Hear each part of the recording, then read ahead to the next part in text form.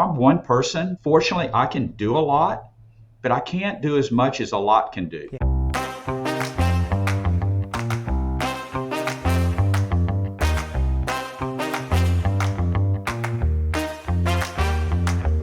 Today I had the privilege to chat with Bob Giles, Chairman and CEO of Giles Automotive. Bob has spent his whole life in the automotive business, and now, with 6 different dealerships, a financing company, and a car wash, he continues to be tremendously successful. In fact, in 2022, he was named the Time, as in Time Magazine, Dealer of the Year. But he wasn't simply chosen from more than 16,000 dealers for his ability to sell cars. At the award ceremony, they specifically focused on his humanitarian efforts. Bob and his wife Sandy are deeply committed to their local community.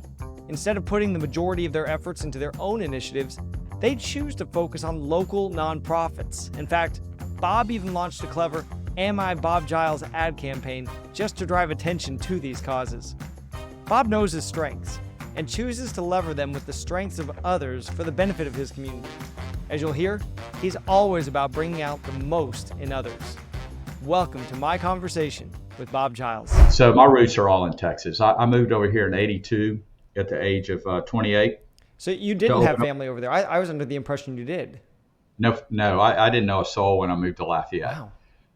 Wow. My dad was a Volkswagen dealer at the time. When I was 26, I approached Volkswagen about getting a dealership in Texas somewhere. And they said, hey, we got an opening in Lafayette, Louisiana. The dealer went out of business. And if you're interested, we'll give you that opportunity.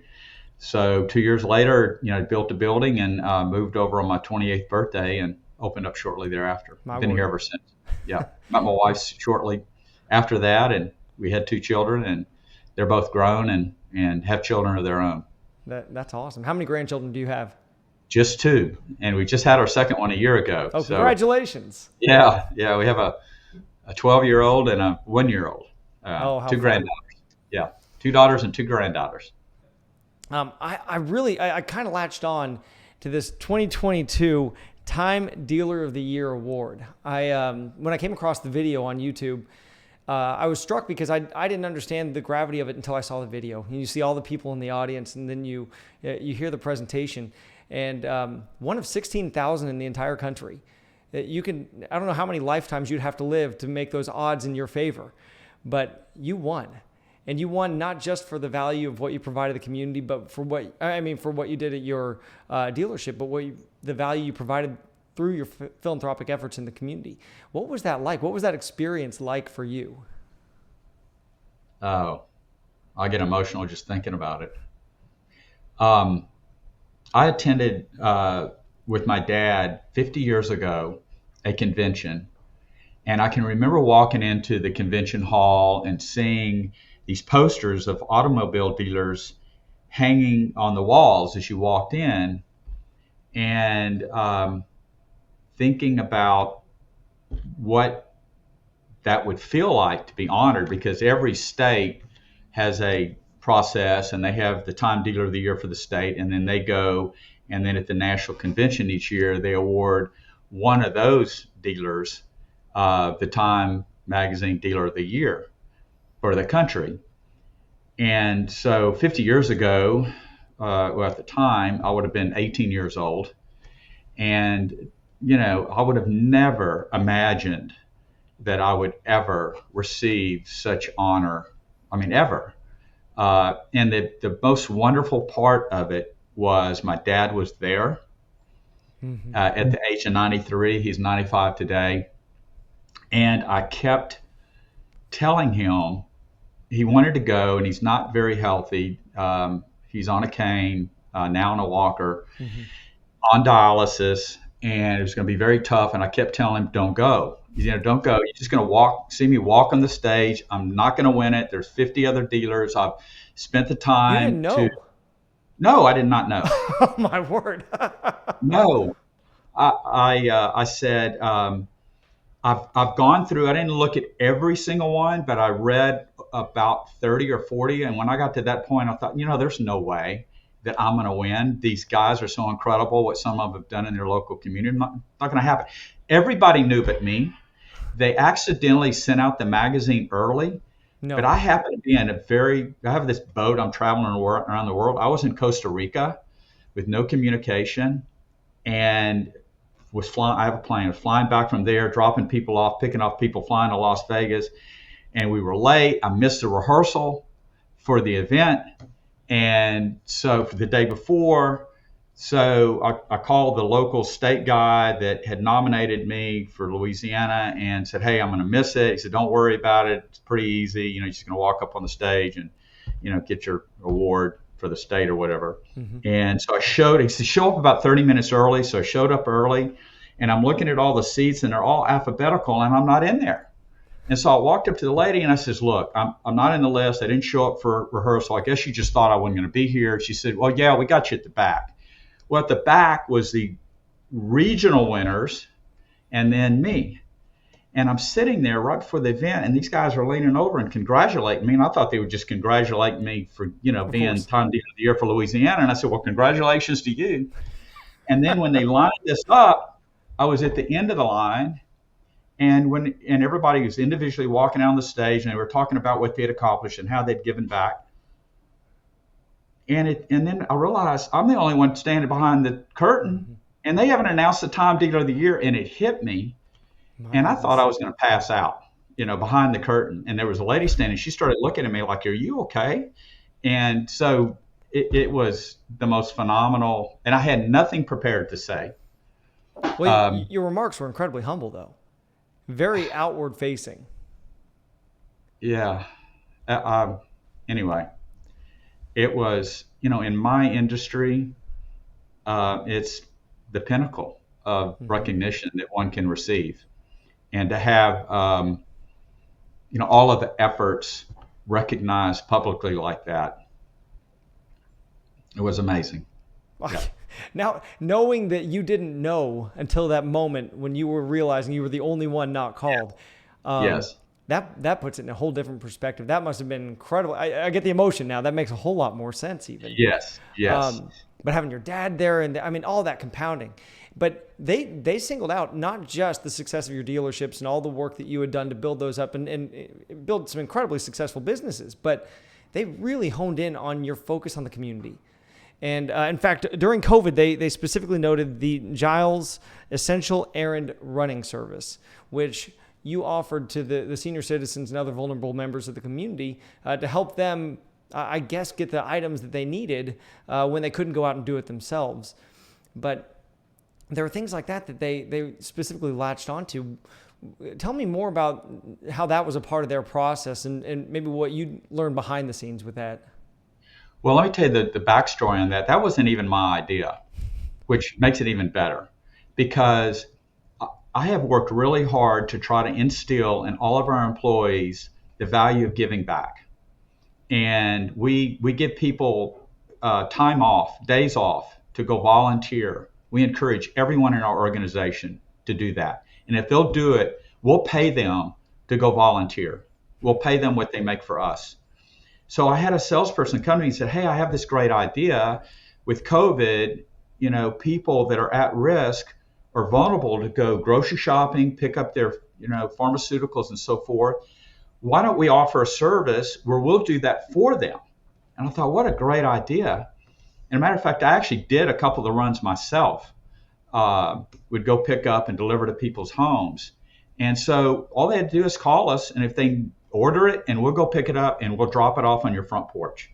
So no contact, but you don't have to worry about getting out in the community and potentially, being infected by COVID. And that's how that came about. But for me, that seemed fairly insignificant.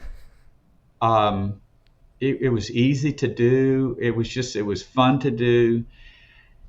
Why they picked that as one thing to recognize that we had done is fine, but I thought, boy, we've done a lot bigger, better things than that,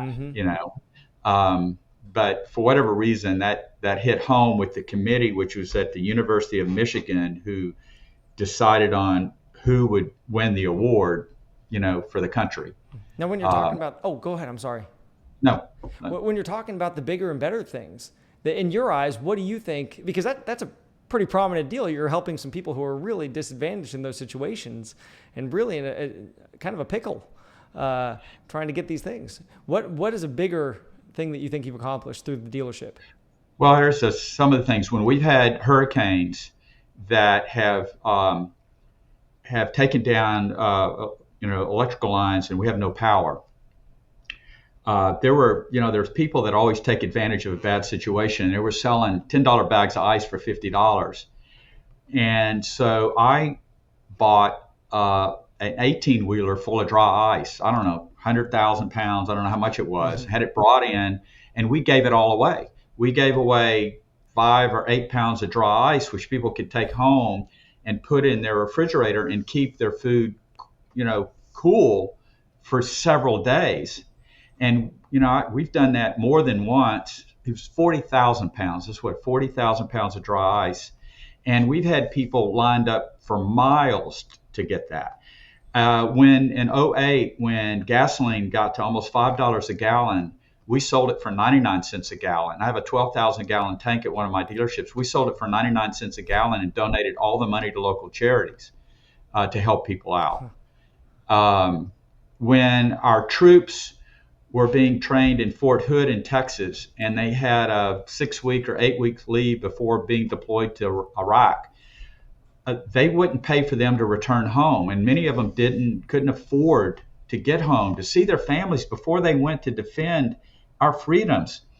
And so I chartered 30 or 40 buses and paid to have all of our troops from this area brought back home so they could spend their leave with their families. I mean, to me, that's a lot bigger than picking up groceries and pharmaceuticals, and that's just to name a few of the things we've done.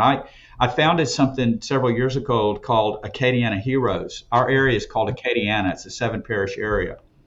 And, you turn on the news at night and you see what's wrong or what's bad. And I just said, you know what, there's a lot of good. I see all the good, but, we need to focus on the good and not the bad. So I created a website. It's still up today, Acadiana Heroes, and then again, the TV stations have been so wonderful to me. They advertise it for people could go in and nominate. Every month we'd pick 3 people. The TV station would do a story on those 3 people and what they're doing to be a local hero. And then the community voted, and whoever got the most votes, they'd go to the TV station, give them $5,000 for their cause. I thought it would last a few months. We went for almost 3 years before we started running out of heroes. And I met so many wonderful people. And a lot of those people today, I'm involved in their nonprofits. And I met as a result of learning about their cause and what they're doing to do good in the community. And the number one thing they said, the $5,000 is nice, but better than that is that you put us in the eyes of the public, and now people know about us and can learn about us, and that will help us further our cause way more than $5,000 will. And I love doing that, Yeah, well, and that seems very true to your nature because you have a knack for being in front of a camera, and I mean, marketing is a true gift of yours. And you are using that for the benefit of others and truly for the benefit of others. You are drawing other people or drawing the greater community, I guess, into these other people and their causes.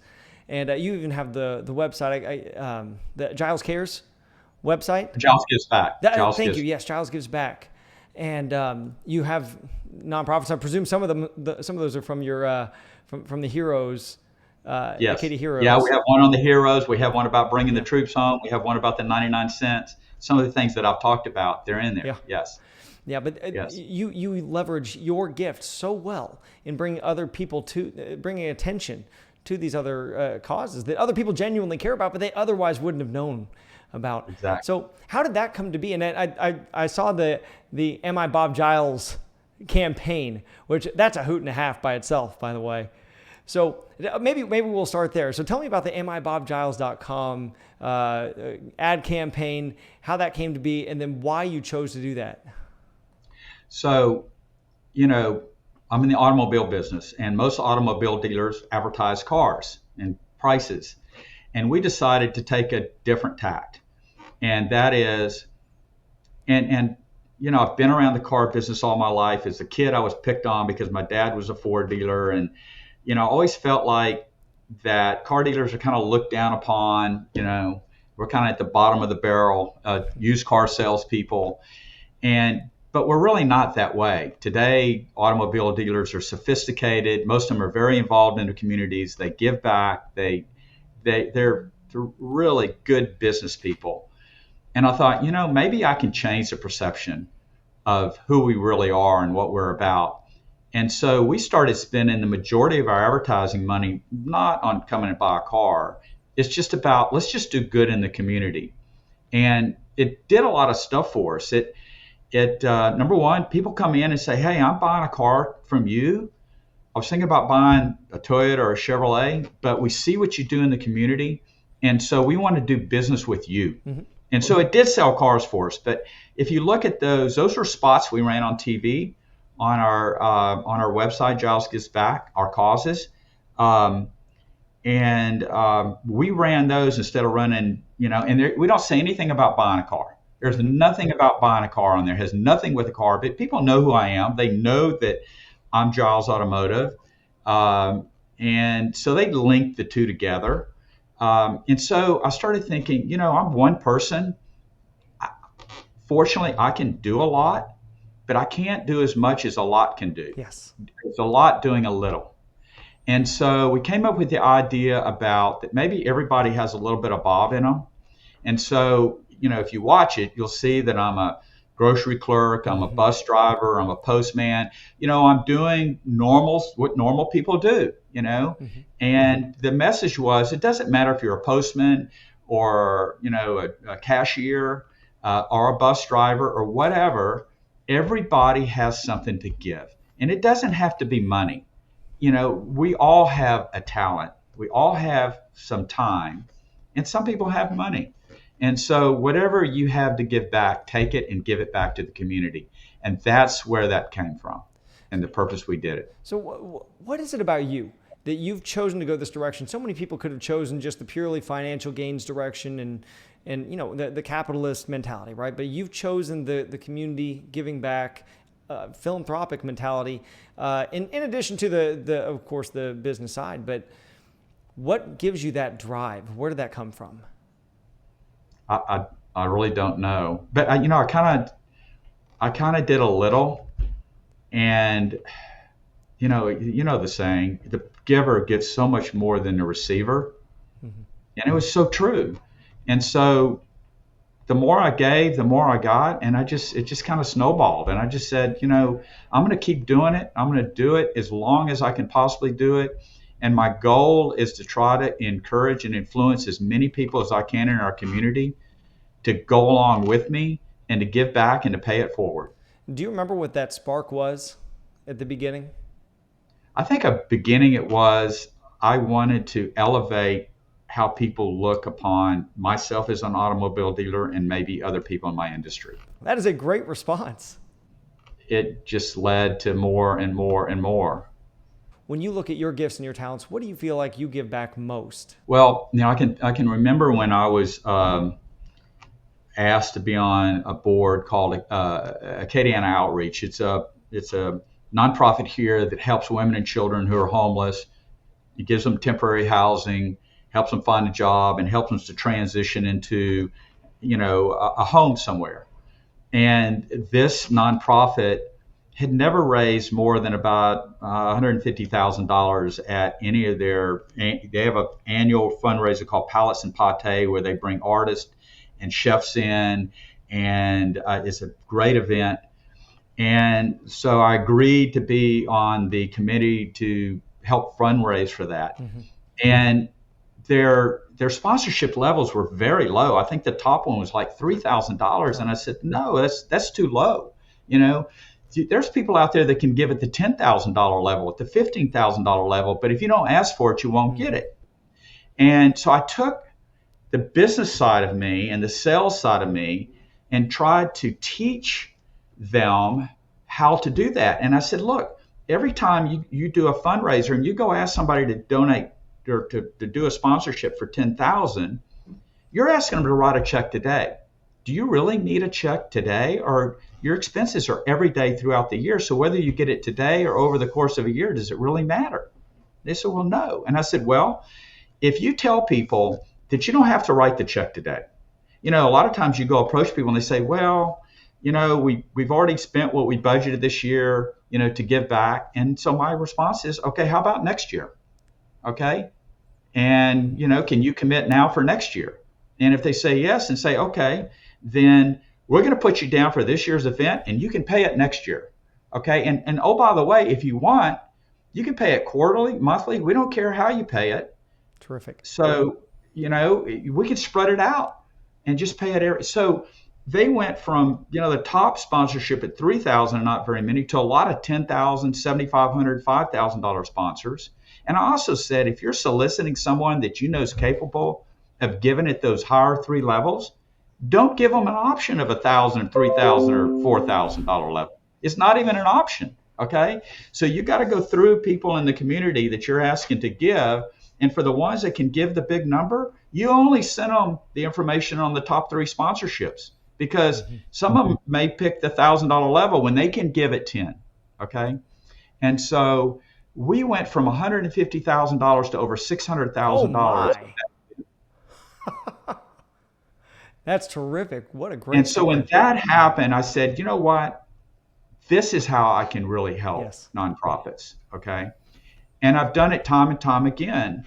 And I've been asked to speak at some other nonprofits, say, hey, can you come in and speak to our group and help us learn how to get more money out of people that really want to give back and how to do it. And so I've taken what I've learned through my experience in the automobile business and in selling, and it's overcoming objections. What's the objection to giving?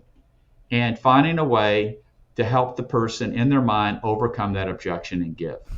Now, I'm sure you get approached by more than a couple nonprofits all the time. They're probably at the local level and the national level. How do you determine which ones to help?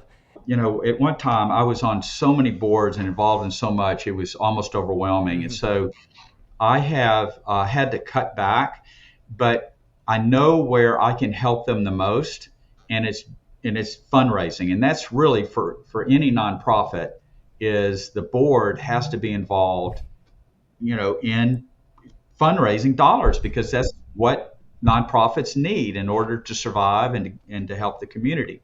And that is the most important thing. So I've told them, look, I won't be on your board, but I will help you raise more money, and teach you how to do that. But again, I've got 6 dealerships and 2 car washes and some other businesses, and I travel a lot. So I am limited on what I can do. And I would say that there's not a week or almost a day that doesn't go by that we don't get a request, because we are known in our community as being very philanthropic. I have steered away from individual contributions.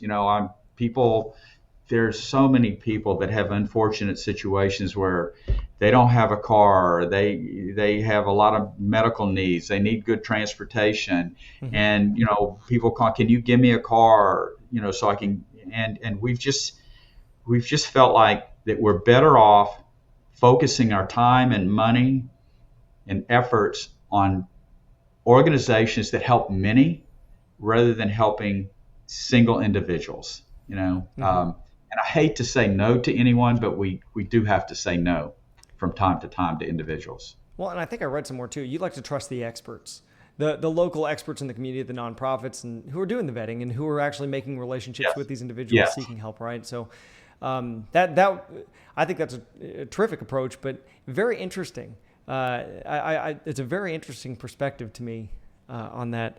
Another thing I love doing, there's a group here that was just starting up called the Rescue You Group, and they provide counseling for families or siblings and parents that have lost a young child.